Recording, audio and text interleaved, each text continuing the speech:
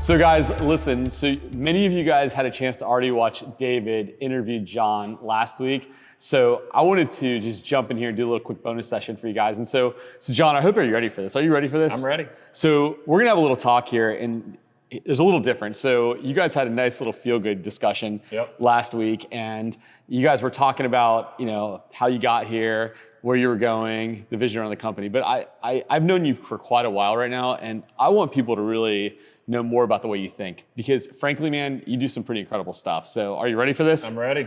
So John, listen, so you are what you would say in the world, like a true entrepreneur and someone who really is a visionary. Now, I know it's weird to hear that because I know you really well and I know you're a humble guy, but you're the epitome of that, right?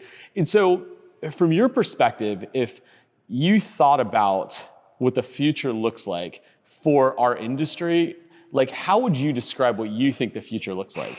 Well, I think as it continues to evolve, going from what was probably not even 10, 15 years ago to what was really known as a blue collar industry, I think it has become very sophisticated, when you look at everything from the softwares and CRM side to the marketing and the analytics and the attribution and the technology that goes into bringing leads in and being able to know where those leads come from, what do they cost, the PE getting into the market, the talent that's bringing in. I really just think it's the home service industry in general has really been elevated, and I think that we're going to continue to see that. Yeah, it's interesting you say that, because with PE coming in and with some of, in our industry, the strategics buying companies, a lot of these executives who arguably were workers who worked their way up, became, ran companies even like yourself, right? Is now all of a sudden these people have been given, they just have huge amounts of cash to do things, right? Which that's really unusual. So, they're taking it, they're deploying it, they're building their dream products, they're doing things to help the industry a lot. They're trying new things, they're getting into tech, they're building, actual equipment and all kinds of stuff. So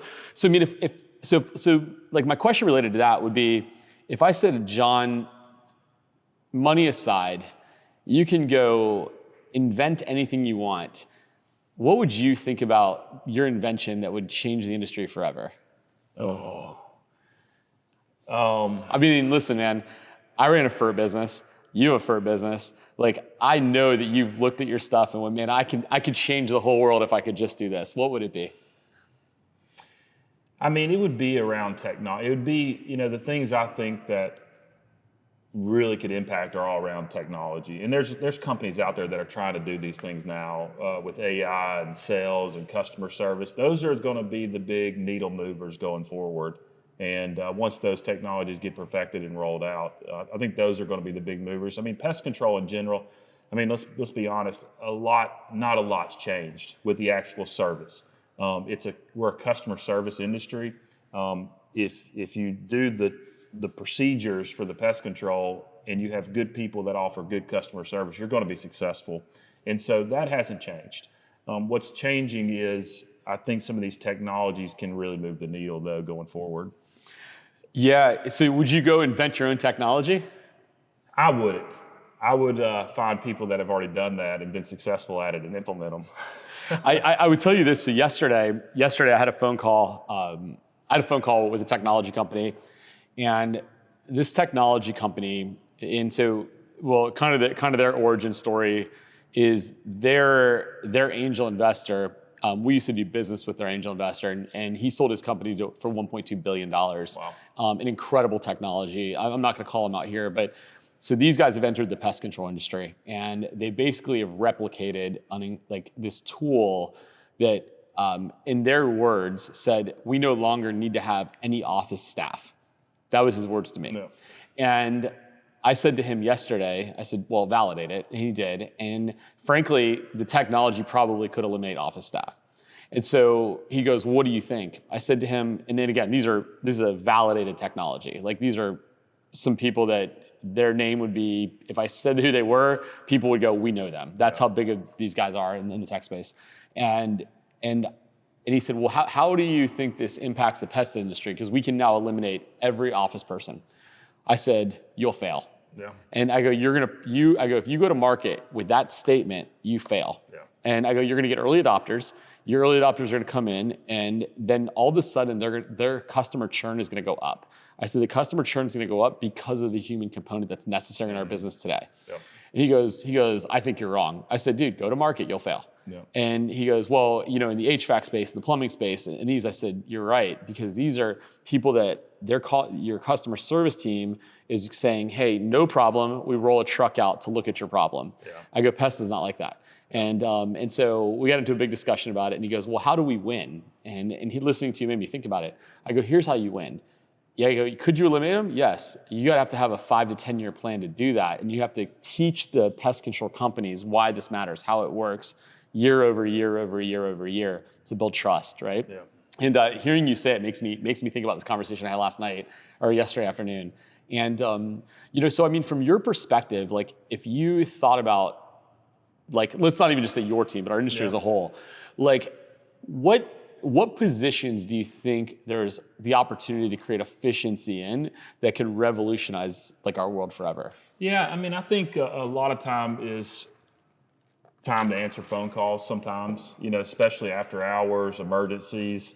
I think those are things. But like you said, I mean, having the human component is extremely important. But you also have to be adaptable. I mean, it wasn't that long ago where every pest control company had had a guy that when they called in, they would send the guy to your house and they quote it right there. And then you would go back and forth. Those days are gone. That's all done over the phone now. And so, probably 10 years ago, if somebody said, hey, pest control industry as a whole is mostly going to be selling everything over the phone, most people probably say, oh, that's not going to happen. That's not going to work. Yeah. You got to be there. You got to see the ant bed. And it's changed. And so I think you also have to have an open mind, and a lot of things are done in moderation and over time and tested. And but you can't get rid of the customer service, because like I tell everybody, it sounds very cliche, and I say it all the time, is we're not a pest control company. We're a customer service company that happens to do pest control. 100%. And that has to bleed through to every role, and you have to have real human beings to offer that level of service. And if you look at our 5-star reviews, you see our team, that especially the team that Charlie leads, just does an incredible job. Yeah, it's pretty interesting. So let me ask you this question. Are you ready for this one? Are you sure? Yeah. Positive? We'll see. So you live in Auburn, Alabama. Yep. You like Auburn? Love Auburn. So Greatest place on earth. they do have good food. What's that chicken wing place over by the stadium that everyone goes to? Do you know what I'm talking about? There's that famous chicken. Man, there are so many chicken finger places in Auburn. Dude, this one was so good. It's like some historic place. I was there one time. Guthrie's, maybe.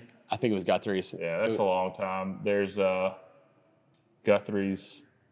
Yeah, I mean, I don't know. There's a bunch of them. So yeah, sorry, I got the chick. You know what happens. All of a sudden, I started getting nostalgic around food. So let me ask you this: you live in a place that's, I mean, like it's an amazing place, right? Yep. So you're there the rest of your life. Like you're Auburn through and through, right? So think about your community for a second. So in the future, you're building this incredibly successful company. Like if I asked you, what could you do for your community as an entrepreneur? Like what could you do for Auburn, or what could an executive like you in another market that they could do to just impact their community forever? Like, because I'm sure you've thought about this for a lot. Yeah, I mean, I think there's a number of things, but one of the most important things I can do for the community is keep growing and keep hiring. Yeah. Creating opportunities for people, creating tax dollars for the city, obviously. So, I mean, I think that's the number one thing that we can do to help the community is be able to offer a lot of jobs. And that's my passion. I could quit growing right now, cut back on marketing, and live a great life. Yep. An easy, stress-free life. But the passion that I have to continue building my company is really, it comes from a place of wanting to create opportunities for people, because nothing has really excited me as much as seeing some of these guys who come into our company and have no direction, no idea where they want to go with their life. And then you help them settle into a career where they can excel. And in some cases, some of these guys didn't have dads at home, and not all cases, but some of those. And then you can help mentor and get them set, and to just see how some of them have thrived is just something that gives me a lot of pleasure. So I think growing the company, creating jobs, but then outside of that, there's a lot of things you can do. We do a lot of sponsorships for schools and sports teams and things like that. And I think that's important in giving back. Yeah, and I think that's a really good point. So, sponsorship is something that I always believed a lot in. When we built our business, we grew that way. A couple of weeks ago, I was sharing this with you last night. I had interviewed Bill Hoffman at Pest for Potomac, and he had talked about this a lot. I mean, how do you think about sponsorship? Because like, how do you think about it? So I mean, do you look at a sponsorship and say, hey, I'm going to put $1,000 in and I'm going to make $5,000 out? Or do you think about it going, hey, I'm going to put $1,000 in and we're going to support the community? Like, how do you think about that? I'm more the latter. I mean, I think about things like my faith is really important to me. So there's a lot of faith-based organizations that we give to, and because that mission is important to me and my family. For example, my kids' school, like their school, we donate money to, we give to their sports teams, and that's just important to me. I'm not going to get that back out when I give to them, and so usually it's more the giving is more from a place that I want to impact. I'm not looking at it from a marketing perspective. Yeah, it's funny. Like, I agree with you. So when we built our company originally, like we didn't have a lot of money, but we would make these investments into things, and I'd go, oh, I didn't get my ROI on this. I didn't get my ROI on that. And the second I started to think about it differently was when we got so much more well known in the community, and I think it's the right way to think about it. I was in a discussion a couple of weeks ago with another executive in our industry, and he was going, and he's got huge commitments into sponsorship and all kinds of stuff. And he goes, I'm having a hard time turning my ROI on this. And so I said, don't think about it. Don't think about it. I go, you're not going to get a trackable ROI in this. And he goes, well, how do I do it? How can I? And I said, you can't. Yeah. You simply can't. I go, however, think about how many people are calling into your office and they're saying, hey, I saw you here, I saw you there, or thank you. And it was almost like a level of relief because it was almost like a level of relief because it was like, in our world, it's like data. Know every dollar in equals X dollars out. And he was stressing him out, you know. And I would agree with you, man. And it's not something that I just figured out from the beginning because I was in that same boat. Way. I was in the same boat. I would put money in. I'd be so frustrated. And you're focused on it, and you think about it from that perspective. It was very frustrating. But then, like you said, it has to be a mind shift change, and then the things you are donating to, they become things that matter to you and that you want to impact, and then that kind of is secondary. Yeah, I think it's really neat, man. So ask me any question you want, and I'll answer it. All right. So as somebody who's been successful in the pest industry, now leads a consulting company and an educational company in the pest control space, what are the maybe top one or two things you would tell somebody that would move the needle the most in growing a pest control company? Yeah, and so I think it's a really good question, and I think there's a couple of things. And so I think the very first thing someone has to identify is where they're at in their business life, right? And what I mean by that is that if somebody asks me as a $5 million business, that's much different than if they ask me as a startup or as a $40 million company, right? And I think the number one most important thing today across all the different companies would be, and you probably heard me talk about this, is that it's the fact of people try to do too much, right? They try to simply do too much. And so if I'm sitting in a startup, or if I'm sitting in a $5 million company, or I'm sitting in a $40 million company, is that coming into especially like the winter time, is I'm choosing one or two things that I'm just gonna do incredibly well. Yeah. That's it. Like I'm gonna do one or two things incredibly well because it's gonna move the needle substantially. So as an example, if I'm a $5 million business and I've got a database of 20,000 customers and I want to move the needle by $1 million next year, $2 million, whatever, is the only thing that I would think about is, hey, how do I actually reactivate my database? If you do that effectively for the next year to 2 years, you're going to hit your goals no matter what, right? But what happens is that people start to focus on too many things. The other thing I would say is that I think people have I would not grossly overcomplicate marketing. Right now, we think we have to do everything in the marketing space. The reality is that in a company up to 20 million in a market probably doesn't have market share or a big enough market share to where they have to go after everything. Yeah. And so the reality is that they should pick one or two things in the marketing space and max it out as hard as they possibly can before they move on to something else. They shouldn't try everything because trying everything actually creates inefficiency. Yeah. But I think those would be the two things that you could put in place today at any size that could actually move the needle. Awesome. One more question. Sure. Last question. What is something that you could tell most people that they don't know about you? Oh man, I mean, I'm actually publicly a pretty private person, so it's actually kind of an easy question. I think there's something that people don't know about me unless they know me personally.